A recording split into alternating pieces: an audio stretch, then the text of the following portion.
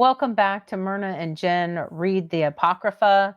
We are so happy if you're with us here today. We are so happy to have this discussion. We are talking right now about Jubilees. We're so close to being halfway through Jubilees. I didn't realize it was really going to be 50 chapters, but I'm enjoying it.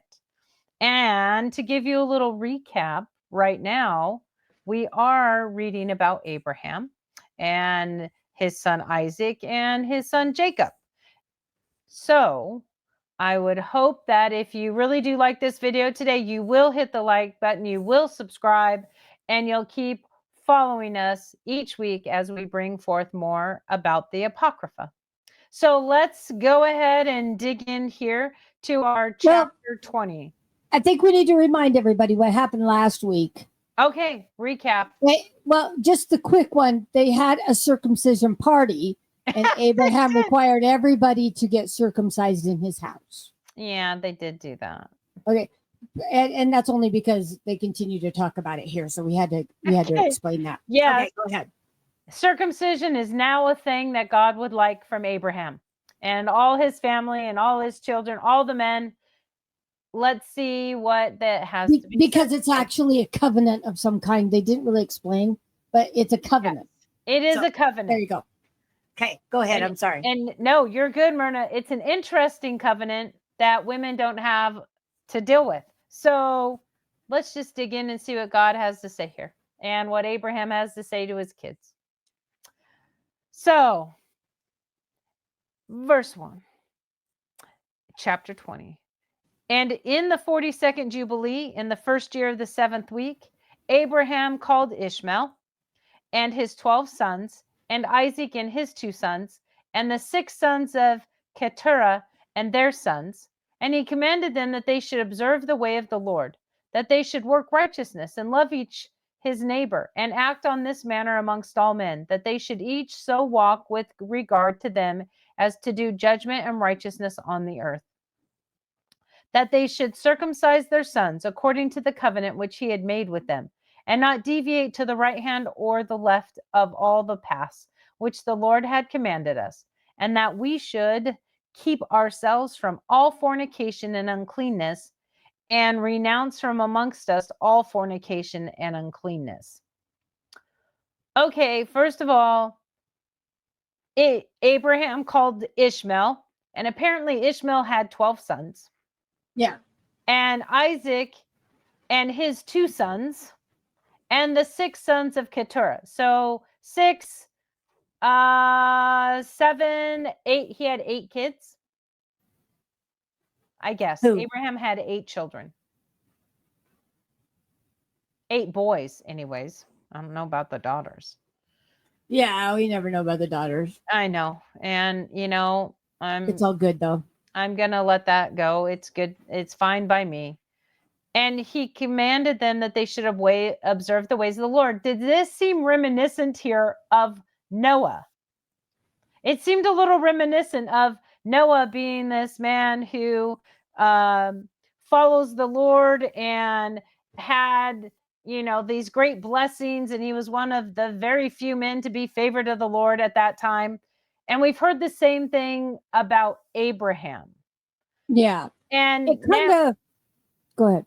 And now it seems like he's wanting to pass that on to his children. It didn't work so great with Noah. And no, it's like we talked about last week, though. We were kind of wondering if this was kind of the circumcision was kind of a covenant in which it was the starting of the parents beginning to teach the children, right? Because what we find is we have this righteous parent, and I would venture to guess that the female spouse of that person was also righteous. But you have this righteous parent, but they don't actually pass on to their children exactly what they have learned and grown and understood from the Lord, because it doesn't continue on down like it's supposed to. And now, again, the Lord is commanding Abraham to teach his children, just like he commanded Noah to teach his children. The Lord has again had to command them to teach their children. I'm wondering if that's why the Church of Jesus Christ of Latter-day Saints just asks us to teach our children. There is not a commandment to teach our children, because it doesn't always work. It does not always work. And that is the thing that I think frustrates people, and that they use that information in harmful ways. Like, oh, we hear this in our church all the time.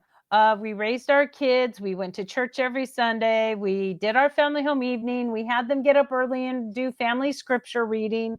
And out of their 6 kids, 3 of them have nothing to do with the church. And they're like, what? We did all of the right things. We did all of the good things in teaching them. It all went awry. What does it even mean? My mom is 90 years old, and it's a topic that she finally realized in life. I can't see the rhyme or reason. Like, I cannot say which kids are going to take the gospel into their hearts and be converted, and which ones struggle with it forever and just stay outside of the church. She has had so many people she's known in this life whose kids do so many different things.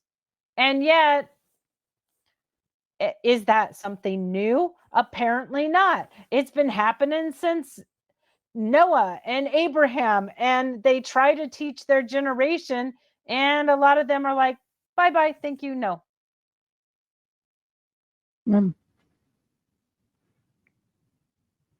I think it's interesting, but you do give an effort.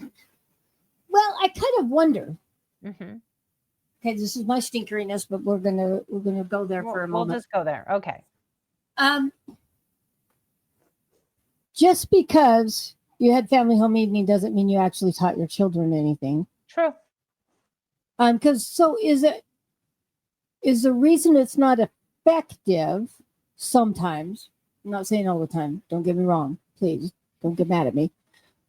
But sometimes it's simply because we're not really teaching them. We may be getting together as a family, but are we really teaching them? That's a good question. Right? Because I have looked back at our time. We did have family home evening, I thought. We did have scripture study, I thought. But maybe we didn't really teach it as well as we probably could have. Not that I'm trying to beat myself up. I'm just trying to, I've been trying to figure out why. Again, just your same question. I've done all the things. Why?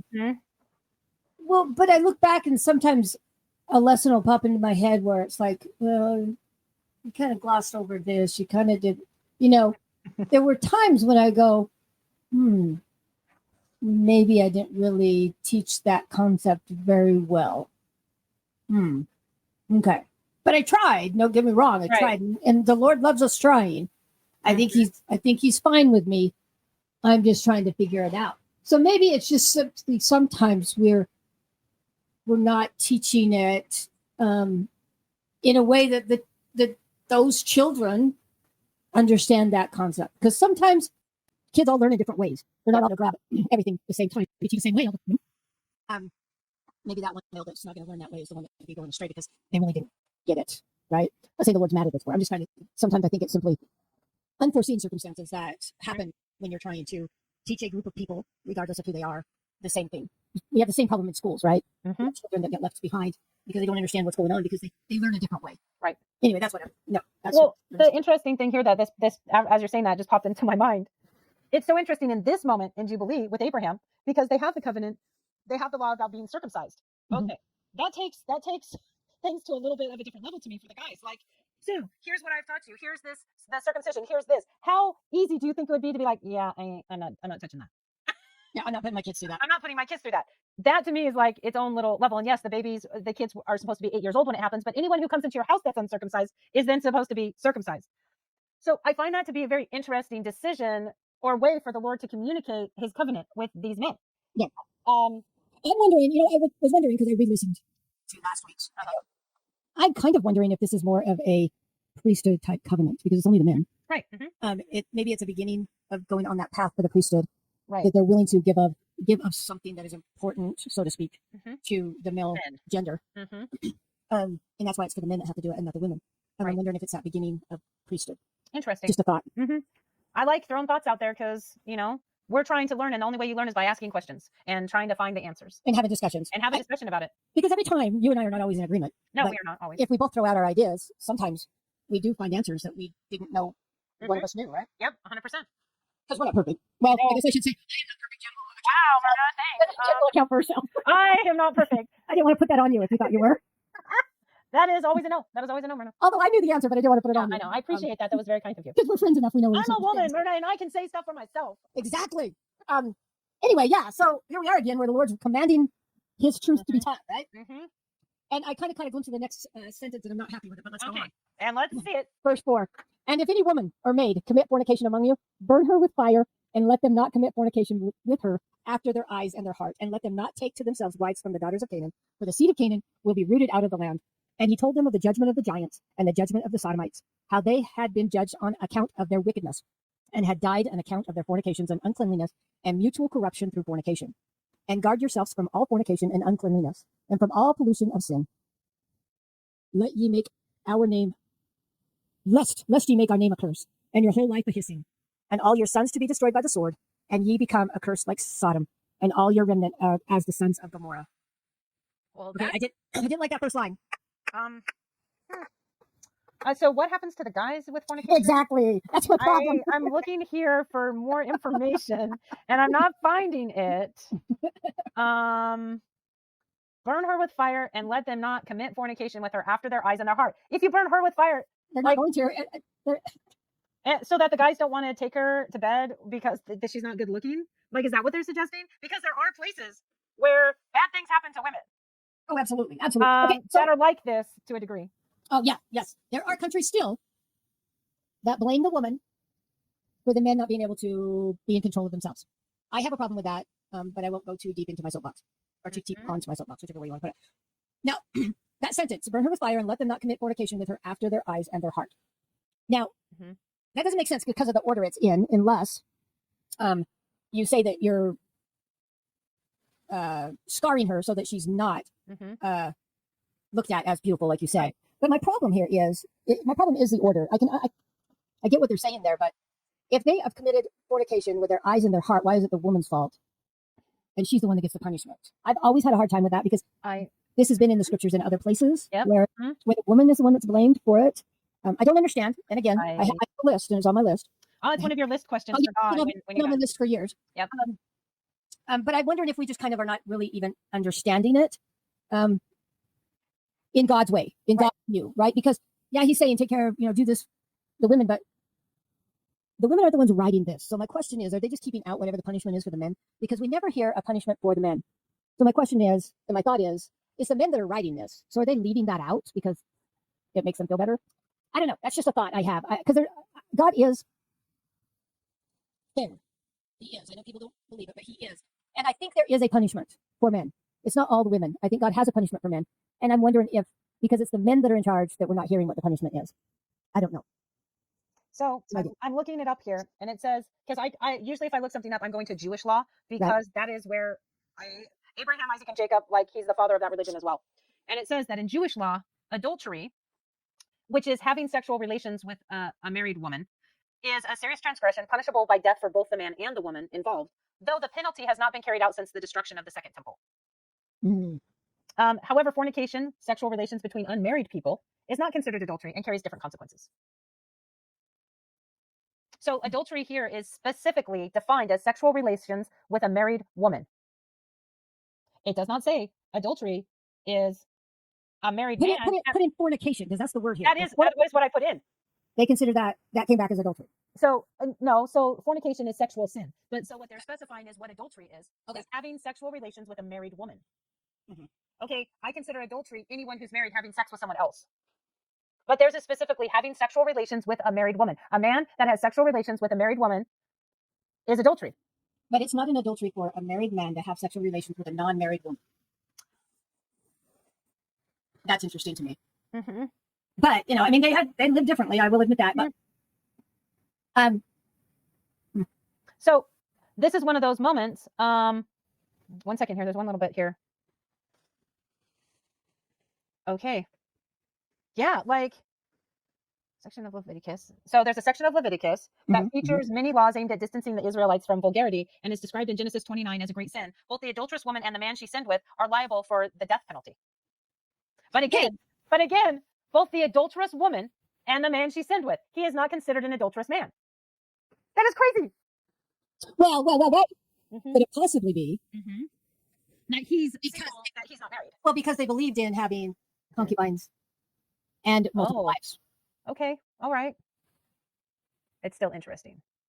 But what I like is that you found that there is a punishment for the men. So I think I might be a little bit right in that they're forgetting to put that in. I have never heard in any scriptures I have read, unless it actually says it in Leviticus or if it's been taken out of Leviticus. I've never really noticed, or I've never noticed it if it's in there. It's always been the woman's always been punished. So the men are leaving things out. Yes, they are. So that I find interesting. I do. I find that. I think they have allowed the world to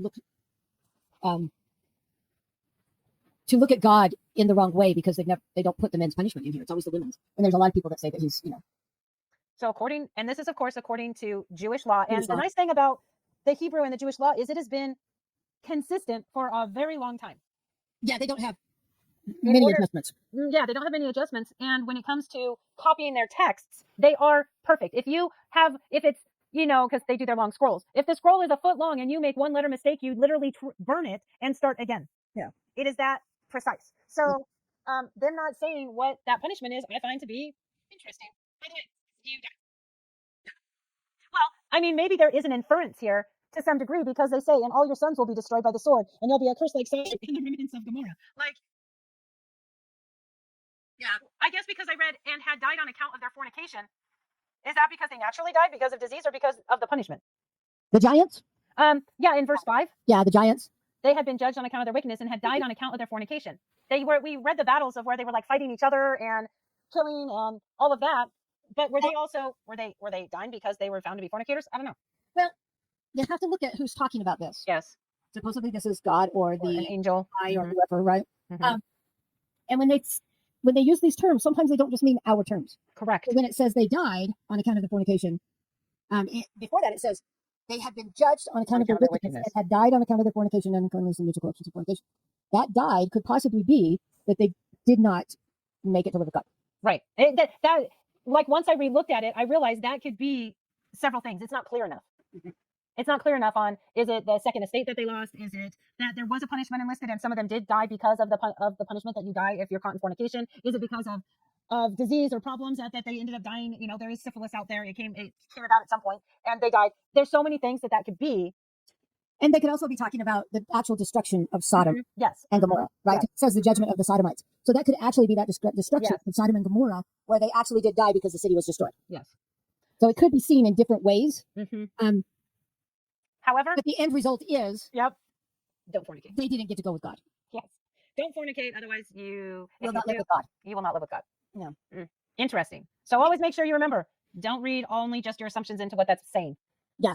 I love that we broke that down though, because you can actually see it possibly could mean three different things, and maybe it means all three different things. Maybe it does. All three of them. Right. And boom, concise way. It really does mean a lot. All right. Here we go. We'll continue on. Let's go on. Verse 7. I implore you, my sons, love the God of heaven and cleave ye to all his commandments, and walk not after their idols and after their uncleannesses. And make not for yourselves molten or graven gods, for they are vanity and there is no spirit in them. For they are work of men's hands, and all who trust in them trust in nothing. Serve them not, nor worship them, but serve ye the Most High God and worship him continually, and hope for his countenance always, and work uprightness and righteousness before him, that he may have pleasure in you and grant you his mercy, and send rain upon you morning and evening. And bless all your works which ye have wrought upon the earth, and bless thy bread and thy water, and bless the fruit of thy womb and the fruit of thy land, and the herds of thy cattle and the flocks of thy sheep. Okay, again, we're talking about the blessings that can come from being obedient and living upright and doing righteous things before God. Okay. I'm looking up here the phrase, and send rain upon you morning and evening. Yeah. And it says it's, in many cultures, rain is seen as a symbol of life renewal and God's blessing. Yeah. Especially in agrarian societies, ones that do farming, where rain's essential for it. And so it's usually meaning a promise of divine favor. So it is about the divine favor here. And send rain upon you morning and evening, that blessing of growth and life and good things. I mean, it's a really beautiful blessing that he's saying to his kids. It is, but if you think of it literally, it would be a pain to be having rain all the time. Yeah, it would be. Things wouldn't actually grow if there was rain all the time. All the time. Yeah, because the ground would be, some plants don't like their roots to stay wet for a long time. Yeah, I just find that an interesting phrase.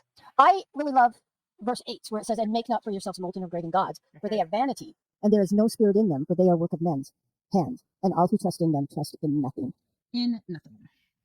I love that, where he says, "But they are vanity." Well, and this is coming from Abraham, whose whole family was involved in worshiping idols at the beginning. And then he found God, and he has put his trust in God enough to move forward and follow God and be obedient to sacrifice Isaac. Yes. And Well, now he's imparting this, and he's like, the idols are not where God is. No. Well, he turned away from the molten gods, right? Mhm. In fact, sadly, he killed his brother trying to destroy the gods, the images that they had made, right? But I don't know why, but I really like that wording. There's no spirit in them. In other words, they're not real. They're not going to do anything for you. It's like worshiping. It's like worshiping the edifice temple. Yes. Not what you do inside the temple. Right. And what you do inside is the important part. Right. And those idols do have there's no spirit, there's no Holy Ghost, there's no spirit there in them. There's no guidance, there's nothing. There's just an image. Yeah. And it's a self-reflective image. You make this idol what you want it to be, and not what does God want from me. And that requires change. The other idols do not require anything. Right. So basically you're looking back at yourself. Yes, that is what that is. That's what idol worship is. Yep. So there is a different way, and God is spelling it out to Abraham here of what that should actually look like. Yes. It's one thing that's interesting to me is that Abraham grew up in this idol and child sacrifice time frame, right? Mm-hmm. And God used child sacrifice to test him. Mm-hmm. And he's still having to tell him, I don't know if it's because of him or if it's his household, that the graven images are still not good. Mm-hmm.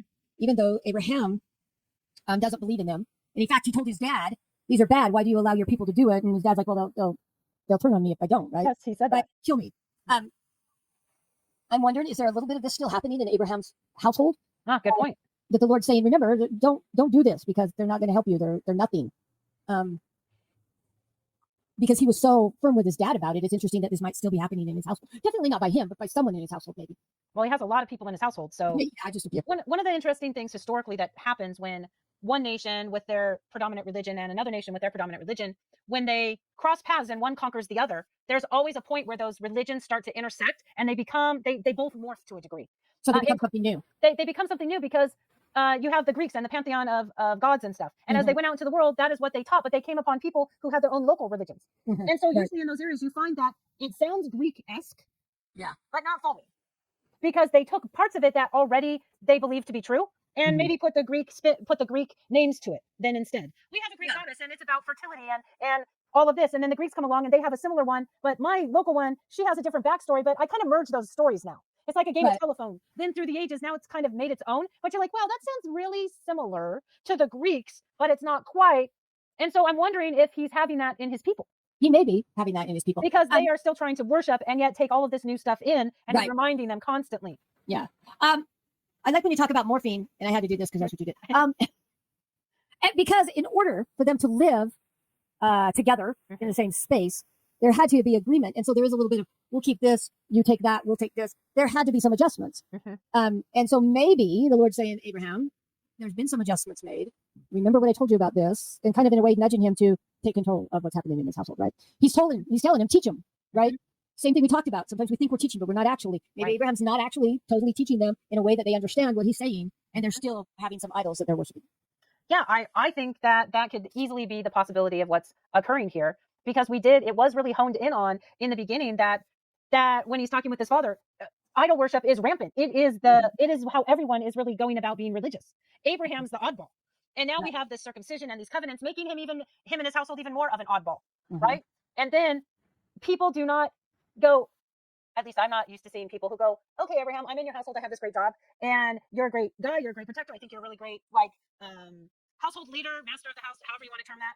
And now you want me to be circumcised and subscribe to no idol worship. I'm going to keep that little fertility idol in my back pocket, though, because I'm not 100% about your God yet, because he hasn't been proven. Right. They don't have a testimony written on their heart yet. Correct. So So I they're think, gonna. I get it. Yeah. yeah, No, I agree. right? So I agree. I agree. and so he's trying here, and I think he beautifully, said things of, you are trusting in nothing but men's hands. Okay. And there are all these blessings because of worshiping God. There are going to be all of these blessings, Mhm. and you're going to have his mercy and rain down upon you morning and evening. And, the blessing of fruit of thy womb. We're going to have lots of generations and fruit of the land. All of this is about prosperity and growth Right. and good things. I still Mhm. think if I was raised in a completely different way, I'd be like, I'm keeping that little talisman on me because I'm just not sure. Mhm. Mhm. And then they get to Totally be agree. proven, which is why we've said it before in the scriptures. God always says to do what? Prove him Prove him. herewith. Mhm. Prove him. And Yeah. I feel like this is Abraham's group of people's opportunity to do that. Yeah. No, I like that viewpoint. I'll, for a little while, I thought this was still God talking, but you're right. It is Abraham talking to his people, I believe. It says, I implore you, my sons, love the God of heaven, and cleave each all his commandment. And I had another idea, but I don't think it fits now. So, Well, yeah, because he brought all of his children together and he's trying to pass this on. But as you can see, it's not just for his sons, it will be their sons' houses as well, all of their people, which is Yeah. what Abraham has said. So, in essence, sons to me means all men in their household will be asked. Yeah, I believe that what the Lord has asked of him above is what he's trying to do. He's trying to teach them. He has brought them together and he said, we can't be doing this idol stuff anymore. Right. Come on. You can do it. You can do it. Yeah. Okay. Okay. You can finish it off. Okay. 10. And ye will be for a blessing on the earth, and all nations of the earth will desire you, and bless your sons in my name, that they may be blessed as I am. And he gave to Ishmael and to his sons and to the sons of Keturah gifts, and sent them away from Isaac his son. And he gave everything to Isaac his son. And Ishmael and his sons and the sons of Keturah and their sons went together and dwelt from Paran to the entering in of Babylon, in all the land which is towards the east, facing the desert. And these mingled with each other, and their name was called Arabs and Ishmaelites. Okay, so he's separating. He separated them out because Isaac is the favored, not the favored one. He's the one that it is supposed to all go through. So he sends all the other kids out away from him, and they become the Arabs and the Israelites, or the Ishmaelites. So his house has become smaller. His house becomes way smaller. Okay, so I got to bring this up. Again, we thought this was going to be short because it was short. Yeah. We made it a longer one. You know how? Well, maybe you don't know how because you didn't grow up in Utah. But in Utah, which is where the Church of Jesus Christ of Latter-day Saints established themselves when they left Nauvoo, we have been taught. We've been. How was it? Okay, when I was younger, there was a lot of talk about how the members of the Church of Jesus Christ of Latter-day Saints don't mingle with anybody else. They keep themselves hidden and they kind of stay by themselves and they don't do anything. Which I never saw to be true. Right. I had friends that were not a member of the church that lived by me, and I still played with them. So I never saw it. My husband saw it, but I've never seen it. Anyway, that was a big thing. And then I remember we had President Kimball, I believe it was President Kimball, came out and said that we need to stop being among ourselves and we need to bring everybody in with us, right? So here's my question. Comment, question, whatever you want to say. Here he is separating them. Are there not times when we should stay separated from the rest of the world? Unspotted from the world. And I kind of wonder, this is again, I'm stinkery. This is again a stinker thing of mine. But I kind of wonder if the church would not have some of the problems it has if we were more, not that I would like it, but more not involved with all the world, right? That you wouldn't have people attacking us and trying to change us. I really feel like people want to change us right now, at least. I feel like they want to change us into something that is not better. And that's kind of frustrating to me. Well, I definitely believe there's this guy, and I think his name is pronounced Henry Nouwen, and he's extensively talked about solitude community ministry, and that there are times when it's about the solitude, and there are times when it's about going out and becoming part of a community, and then it's also a time to move from that to ministry, to sharing the messages that you find. And I think there are times and seasons for all of them. Well, that's what Christ did. He showed us the way of every one of them. But sometimes I think that I think that is good to do. My problem is the world thinks that if we're going to go out and be a part of them, then we have to change and be like them. Yeah, that's and they can't handle that. That is true. They have a hard time with that. Yeah, and then we're the bad people because we're not changing to be like them. Yeah, that doesn't make us bad. That just makes us different.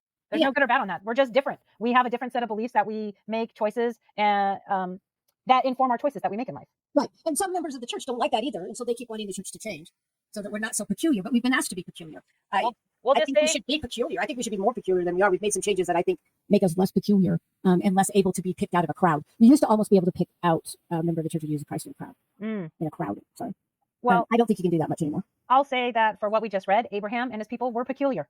Oh yeah, his house Like, was. for realty peculiar. All the guys are Mhm. circumcised and babies start getting circumcised at 8, and there's no Mhm. fornication, and you can die if you're caught in adultery. Mhm. Gonna say that's, and no idol worship. Mhm. So he did stand out in and amongst the larger population. Absolutely. So I can see how in these days and times, we don't stand out necessarily as Right. more peculiar. We're just all living our lives, trying to work in school and do life. And so I don't know where that mark is of what makes us peculiar, except for speaking out about topics that are out Mhm. there today, like Yeah. our family proclamation to the world.